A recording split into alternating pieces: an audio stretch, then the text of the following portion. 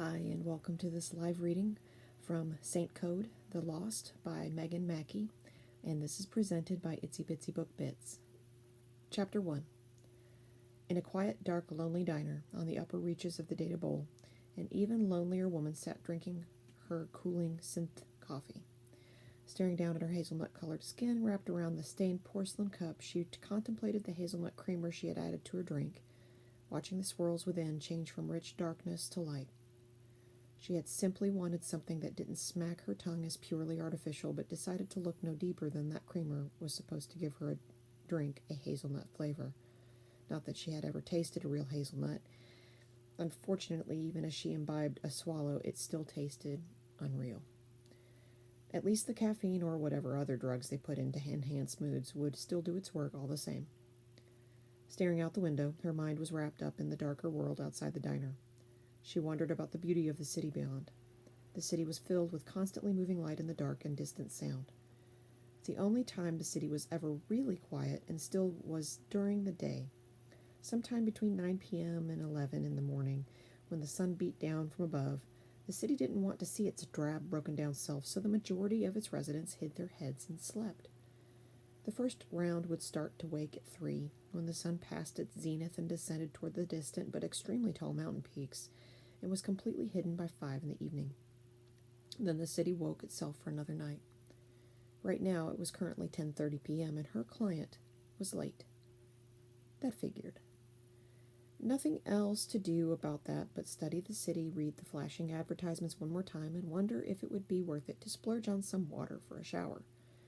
She had had the same hair forever, and it was very much a hot mess. If this job paid well enough, she might even barter for some argan oil and some cornrows. Do it all right. The auto waitress passed by her table again, carrying a fresh pot of synth coffee on the end of its mechanical arm.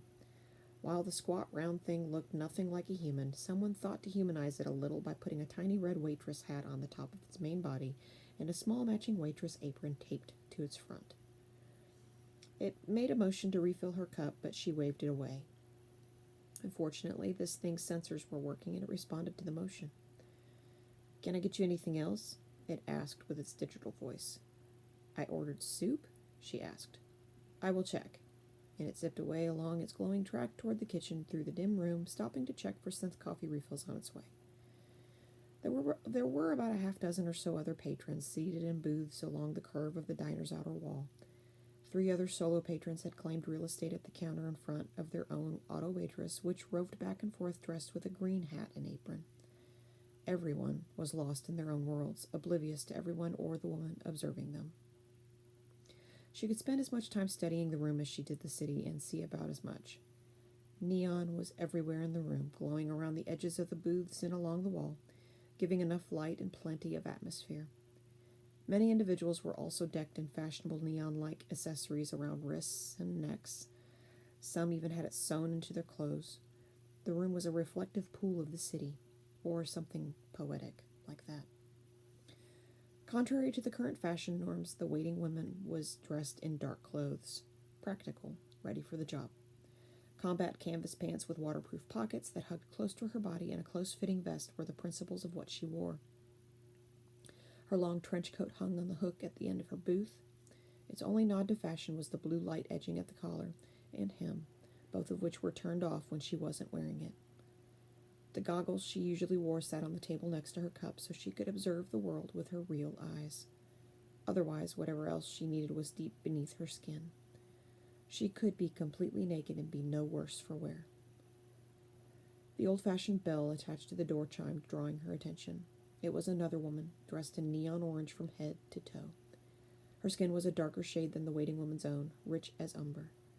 The colors she wore made her skin glow even more ethereally, which was probably the effect she was going for. Dreads were piled on top of her head in a bun, with strands of orange LED lights woven through, giving her a halo of her own light. The newcomer made eye contact with the waiting woman and smiled knowingly.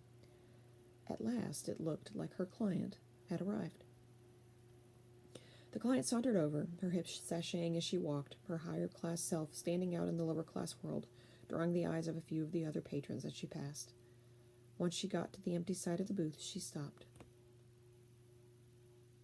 May I sit? She asked, like this was a rendezvous, not a business meeting, which was the last thing the waiting woman needed. Depends. Are you the orange lady? That depends. Are you the St. Augustina? The orange lady grinned, obviously enjoying the game. You've got the right table, she agreed, shifting back in her seat. Funny, you don't look like how I expected. What did you expect? St. Augustina asked coolly. I don't know. I suppose I should keep an open mind, she said wryly, more than really asked as she passed an amused glance around the room. St. Augustina did have time for this, but it didn't mean she actually wanted to entertain the woman's little espionage game. Are we doing this deal or not? The orange lady arched her laser-perfect eyebrows, then slid into the booth seat across from the saint. The auto waitress reappeared, setting the bowl of soup down in front of St. Augustina. Sorry, I ordered, she said, now feeling uncouth. Is that all you want? Her potential client asked, cocking her head to the side. Are you going to order? Saint returned coldly. Indeed. And the potential client passed her hand over the auto waitress. It glowed briefly. Unlimited access, the auto waitress stated in a slightly different modular voice before returning to its normal mode. What would you like? A chocolate cream pie and a cup of tea, please. Then anything else she would like, the orange lady said, gesturing with an elegant hand toward the saint. St. Augustina stared for a moment, then turned to the auto waitress. A bacon blue cheese hamburger and seasoned sweet potato fries. Protein burger okay, we don't have real beef, the auto waitress reported. I didn't expect you to. The auto waitress waited a moment more, then beeped a confirming bleep. Does that complete your order? Yes, thank you, the orange lady said sweetly, and the auto waitress sipped away to the kitchen. Focusing on her soup, St. Augustina picked up the spoon and began stirring the brownish broth. There were token bits of vegetable in it, but there was very, very little else. Most of the nutrition was in the broth itself. The protein burger, which was made of mostly plants and engineered to look like meat, would do more to up her calorie burn and go further if this job was going to involve physical exertion. She was starting to have less hope for this meeting turning into something profitable, so if all she was going to get out of this was the first decent meal in a while, she had better capitalize on it. You were vague in your communication, St. Augustina stated. Might as well start the conversation. Yes, well, the job itself isn't very simple. That's not a problem, St. Augustina said, ladling a spoonful into her mouth. You say that, the orange lady hedged. I need you to take a personal journey. That stopped the next spoonful midway up to the saint's mouth. Excuse me? I've been searching for you for a long time. I had to get outside help to locate you. The orange lady clasped her hands into a pair of pointers that she used to indicate St. Augustina on the word you before bringing them back up to her amused lips. Do I know you? St. Augustina asked warily. The orange lady didn't look nearly as old as she sounded. In fact, calling her a woman was probably generous, since she seemed more like she should still be in a junior high and someone needed to phone her mother. At that thought, St. Augustina grasped a small silver box around her throat on its titanium chain. Sometimes it was the only thing that felt truly real in this world. She felt the contents within clink gently against the sides of the box as it shifted into the sweet spot of her palm. The orange lady's face remained the same, but her eyes shifted briefly to take in the unconscious gesture before returning to her face. St. Augustina cursed herself for giving her a tell. This conversation was already plenty weird. We have never met before, the orange lady confirmed. I have heard of your work. The auto waitress returned, setting 2 plates in front of each occupant of the staring contest. St. Augustina would have gotten up and walked out. Something about this deal felt really off, and really off could lead to really dead. But the smell of beef simile? Her mouth was watering so bad she had to swallow. I'm not saying I'm accepting the job. This is just a business meeting, she said, and picked up the seasoned sweet potato fry to stick in her mouth. No ketchup? The orange lady asked, cocking her head to the side. Saying nothing, the saint chewed deliberately. God, she hated these chess games. It seemed like everyone who hired someone from the underbelly of society had the expectation that it was all smoke and mirrors and spy thriller. All St. Augustina wanted was for them to get to the damn point. Instead, her potential patron grinned at the chocolate fluff pie as if it were the most delightful thing in the room. What is the job exactly? St. Augustina repeated, forcing patience. It's real easy. I need you to do 3 tasks. You'll be compensated for each at a time. I need the first task done tonight. St. Augustina narrowed her eyes, then picked up her burger. And what's the pay? 100,000 credits. If St. Augustina had taken a bite, she would have choked. She hated to be seen as a person who valued money like that, but still, it was a lot of money. Per job, the orange lady added. That's too much, St. Augustina said. That wiped the smug smile off the teeny bopper's face. Excuse me? You're offering me an incredible, too good to be true, can't walk away from amount of money. Which means, St. Augustine held up a finger, either the job is incredibly dangerous, or, second finger popped up, or it's a trap, and you don't have to worry about paying out. Since you were looking for me specifically, I'm leaning more toward the latter. She took a hefty bite of her burger, juices running down her chin. Damn, it tasted so good. Enjoying both the burger and the teeny bopper's discomfort, St. Augustina was in no hurry to leave now, even if she was 90% sure she wasn't taking this job. It had stupid written all over it. It was the amount I was told to offer you, the orange lady said, nearly whining. By whom? She pursed her orange-painted lips again and sighed huffily. I can't really say. Okay then, thank you for the meal, but I'm going to have to say no. St. Augustina took another bite. Wait, don't you want to hear more about the job first? The orange lady said desperately, even going so far as to put her hands out to stop the saint from leaving. Which was silly because St. Augustina hadn't even moved a muscle to leave yet. I think this meeting is over. I suggest you get your pie to go because I'm going to keep sitting here to finish my meal like a civilized person. It would be awkward for both of us if you stayed, St. Augustina said, and then took another bite with delight. But, the orange lady stuttered, completely disarmed. The saint continued to ignore her and eat. Finally, after a few awkward moments, the teeny bopper simply got up and left, leaving behind her untouched chocolate pie.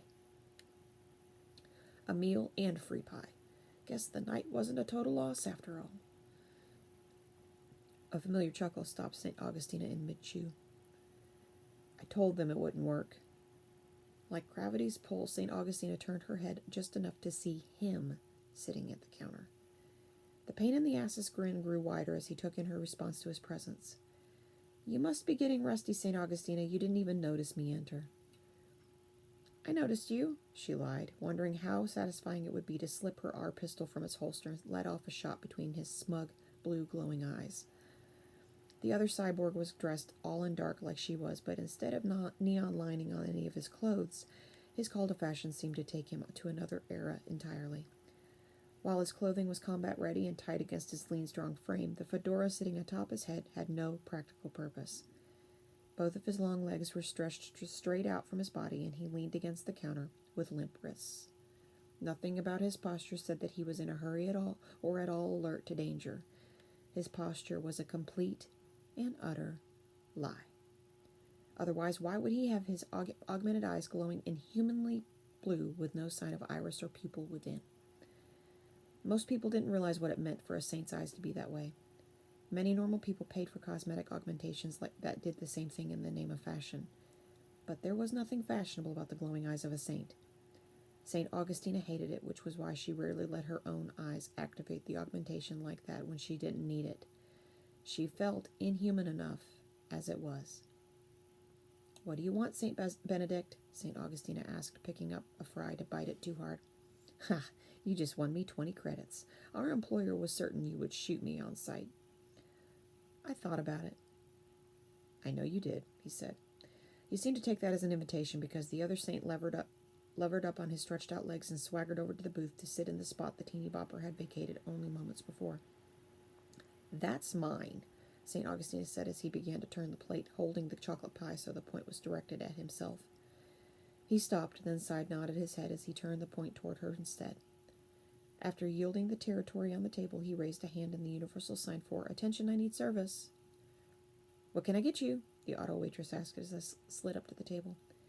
"Man, what you are eating smells divine," St. Benedict said to St. Augustina, leaning forward to ogle her plate. "I'll have what she's having." The auto waitress chirped a moment as it struggled to process the request before it popped a little puff of smoke and zipped off. "Oh, man," St. Benedict said, waving his hand in front of his face. "That's the equivalent of a robo-fart." Then he laughed at his own amusement. "I'm not taking any jobs that involve you," St. Augustina stated, not at all amused. "You better watch out, St. Augie. I'll get you to laugh before this conversation is over," he replied. "Don't threaten me," she answered.